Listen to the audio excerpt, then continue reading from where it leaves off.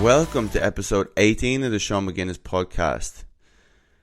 Still 18 episodes in, no fancy introduction, but also nobody has told me my podcast sheet and to stop recording. So I guess that is also a bonus. Thank you for all the nice feedback, reviews and comments so far. I really appreciate it. My goal is to be always to put applicable information out to help people regain their health, happiness, confidence, and all the good stuff that comes with getting in shape again.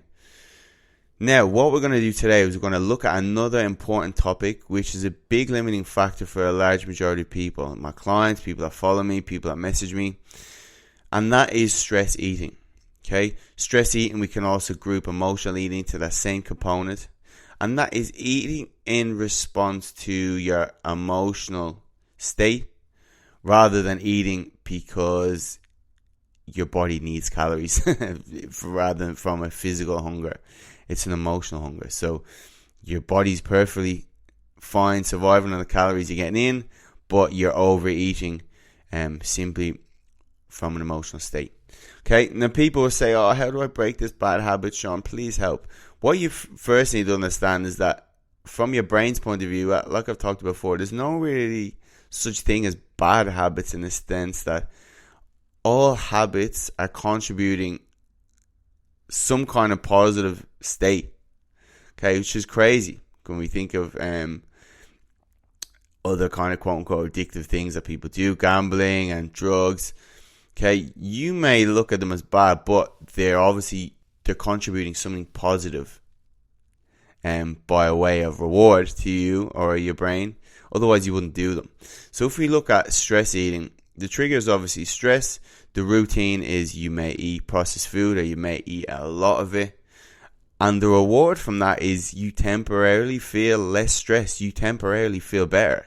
So that is the kind of positive component to stress eating, is that you felt bad or you felt stressed, and then you ate this food and now you feel better. Okay, so we always need to understand what the positive component that habit is giving to be able to replace it, and we want to ideally replace it with a behavior that will give us the same reward. Okay, that may make it easier. If we look at kind of someone's emotional state, emotional pain, emotional discomfort is kind of the same as physical discomfort, in the fact that if you touch a hot stove, your immediate reaction is to take your finger away. The same way, if you're in a kind of uncomfortable, negative emotional state, your brain wants to get out of that pretty the same speed, pretty quick. Same way. I always joke, what do people do before they had phones when they're in uncomfortable situations? When we procrastinate because we want to get over an uncomfortable emotional state, we go on our phones in awkward situations, and we put our fingernails, we do whatever. And I think they've actually seen chimps and apes do the same thing when they're bored and they're in uncomfortable situations. Obviously not go on their phones. They haven't, maybe in the future. But yeah, so we want to look at emotional discomfort in the same way, as your brain wants to get over pretty quick. Okay, so now when we look at stress, obviously one of the main hormones you probably associate or heard with stress is cortisol. Cortisol is not a bad hormone, and the fact that we actually need it, otherwise we would die. And we need it in terms of fat loss because it's one of the mechanisms that help us mobilize fat cells to be able to be burned. It wakes us up in the morning. It does a lot of things that we need. And cortisol in short bursts, we're probably evolved. We are evolved. Cortisol is supposed to spike and then eventually go down shortly after. So, for example, you're in the wild, you get chased by a tiger, your cortisol goes up, it releases adrenaline, noradrenaline, all these mechanisms that help you survive your fight or flight response. And then after, hopefully, you'll go off and you'll lie down in the field and you forget all about it, and you chill out for the rest of the day, and your cortisol goes back down. The same way in the morning, your cortisol will spike to, and that's one of the things that wakes you up in the morning. Okay, so we need it in short bursts. We run into problems when it's chronically elevated. So if we may look at today's world, traditional world, people will have stressful jobs. They will have other things that's on their mind, career stress, financial stress, relationship stress, especially during all this quarantine. I think the rate of divorces went through the roof. I think there's still a wait in China for divorce lawyers. So that's a good business to be in at the moment. And yeah, you name it, all these stresses, and that's keeping this cortisol hormone chronically elevated for long periods of time, which is not, we're not designed to do that. It's not supposed to happen. So we're going to run into a lot of problems. One of which is the topic of today, and it's eating in response to that. Now, why does this happen? Well, when cortisol is chronically elevated, one of the responses that happens is it affects our appetite. Now, short-term cortisol release will be more of an appetite suppressant. Think when you have a strong coffee, and think when you have other stimulants, legal or illegal. It's going to take away your appetite, okay? I just had 2 coffees already. It's 9 o'clock. I've been awake for 3 hours. And yeah, I'm not going to lie. I'm doing this bit of coffee jitters. My appetite. I'm not really hungry. But that's just what happens. When cortisol is chronically elevated, it actually increases our appetite and increases our cravings. And again, this is going to be specific to the person, but in general terms, this is the mechanisms that happen. It can affect leptin. It can affect all these other hormones involved in appetite regulation. And it's been seen in some cases to increase your cravings for high sugary, high energy foods. Okay, one of the reasons it's been theorized is the fact that if someone is in a stressful state for a long period of time, their body's going to crave foods that are going to increase or have a lot of energy availability in case they need it. So high sugary, high energy foods to be able to survive that stressful situation. Okay, we could probably all attest that when we're stressed, this is one of the mechanisms our cravings go, and we start to crave these type of high sugary, high fat, high rewarding, tasty, delicious foods.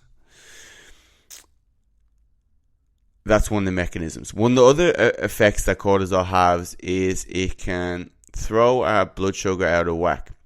So on a normal occasion, blood sugar kind of stays steady most of the time. When chronic cortisol is around, your blood sugar can drop, and to pick it back up, your body's going to crave, again, high sugary foods to be able to pick that back up, and it's kind of a vicious cycle from there. Especially if people are overweight, they're already going to have a lot of blood sugar irregulation, and then that's going to throw them off. The other main thing, so it's kind of, you can see it's kind of a cascade of events. One of the things that when cortisol is up, when we eat tasty food that makes us feel better, these processed foods obviously release dopamine, like I've talked about before. And these foods are made in a way to release a lot of dopamine because they're going to reward us, make us feel good, and then we're going to go buy them. And what's that going to do? That's going to give more money to the companies that sell us these foods. So they're going to make a good profit. So the more they can make these foods rewarding and release a lot of dopamine in our brain, the more they're going to get filthy rich. They're fuckers. But that's just something we need to understand. When dopamine is released in the brain, it actually lowers cortisol. Okay, so looks like we're talking about at the start. We're stressed. Okay, our cortisol is up. We eat foods that taste nice, that are rewarding, that releases dopamine, and dopamine suppresses cortisol, and thus makes us feel less stressed. Okay, again, dopamine replace any kind of addictive behavior in that. Instead of eating, you could be gambling, could be sex, could be doing them all together, could be drinking, whatever it is. Food's just the most accessible thing people have in today's world, obviously. Pack of Tim Tams is a little bit cheaper than a bag of cocaine. So, and food's more accessible. It's around us more, and obviously it's legal. So that is what happens. So we have a lot of things going on there. It increases our appetite, cravings, okay, blood sugar's off, and then obviously our cortisol goes down when we eat these foods, when dopamine is released. So that's the things going on. Okay, so what I always make sure to tell clients is to not feel guilty that like you're stress eating. When you think about it on that side of it, from a physiological and psychological point of view, it makes a lot of sense.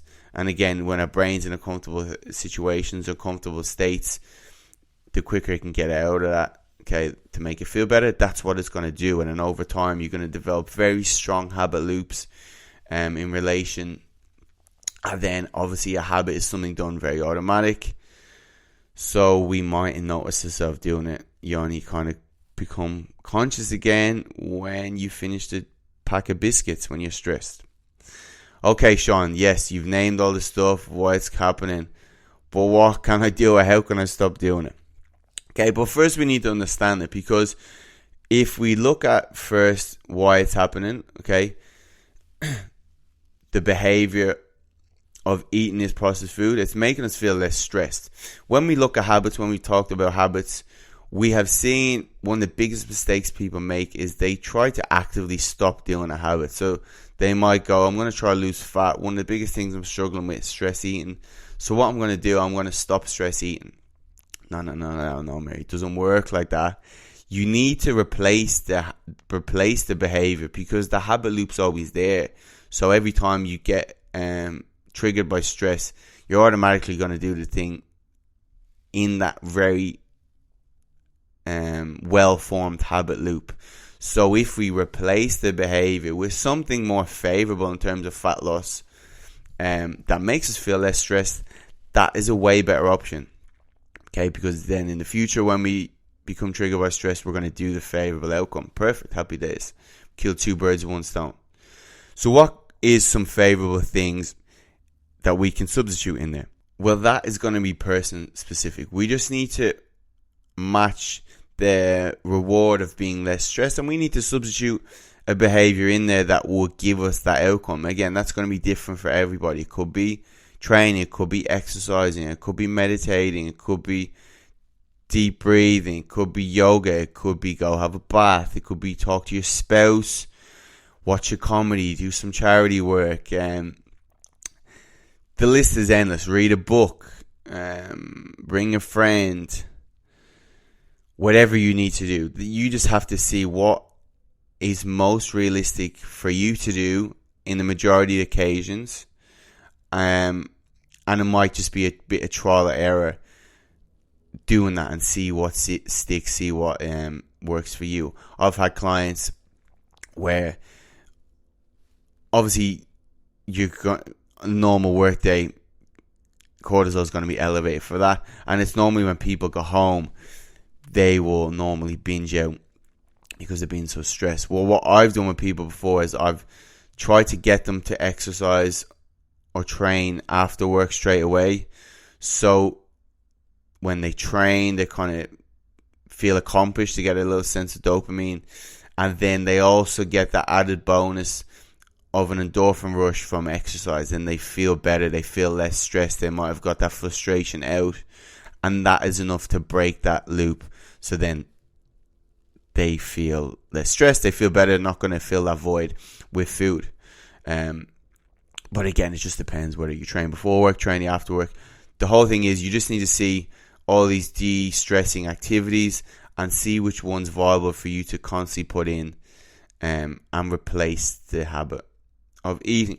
What I'd also advise to a lot of people, just like we talked about last week, is control your environment, and the fact that if you're constantly eating certain foods in response to stress, well, we need to make it hard to do those unfavorable habits.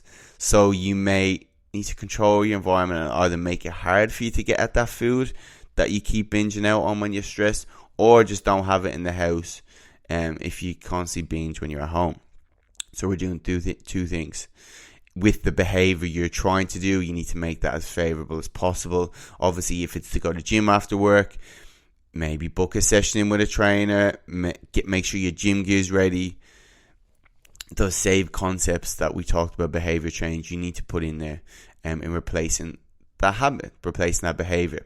And like we talked about, it takes on average 66 days for a habit to become automatic. So that's something you need to work at. It's not just, I'm going to pick a behavior to replace eating with, I'm going to do it once or twice. No, you need to focus on repetition the same way in the gym. You need to keep repeating it until that becomes the first response and it is a stronger habit loop than the other one you formed, and that replaces that. So keep working on that to the stage where when you feel stressed, you do a favorable health thing automatically. That's how you know you've done it. And if you want to rate like measures of progress, like am I close to my goal, just look at the ease that you're doing the new habit with.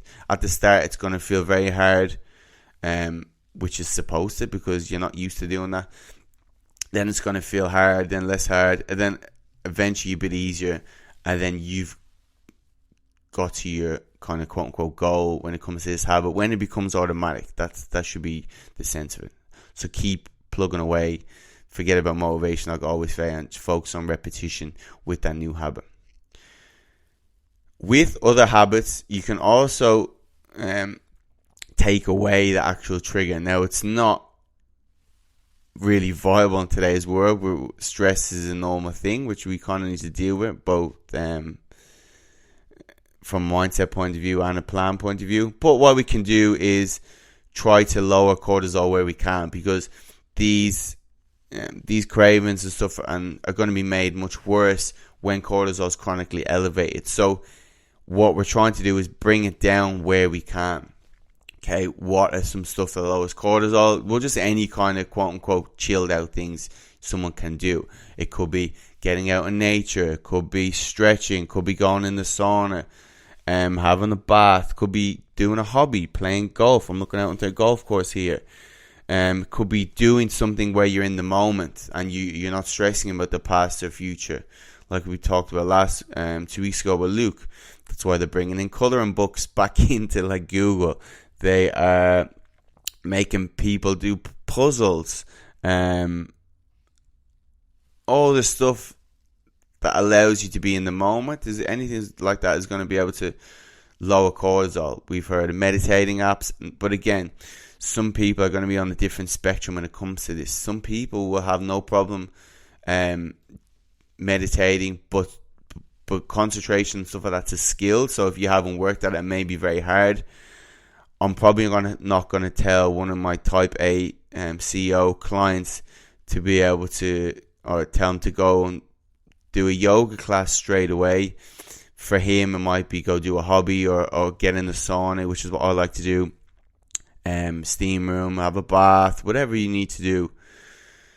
And if you can kind of periodically throughout the day put in instances of there, whether it's a minute or 2 minutes of lowering cortisol a few times a day, that all adds up. I think Dr. Rhonda Patrick put out a thing where they did a study of people get out in nature, just walk in a park 3 times a week. I think that lowered overall cortisol during that week by like 10-15%. So basically all the little stuff adds up is what you're trying to do. It doesn't have to be an hour yoga class every day, but if you can just pick a few occasions throughout the day that you're just implementing little de-stressful activities in, that will be enough to get that cortisol down. And over the week, that will all add up.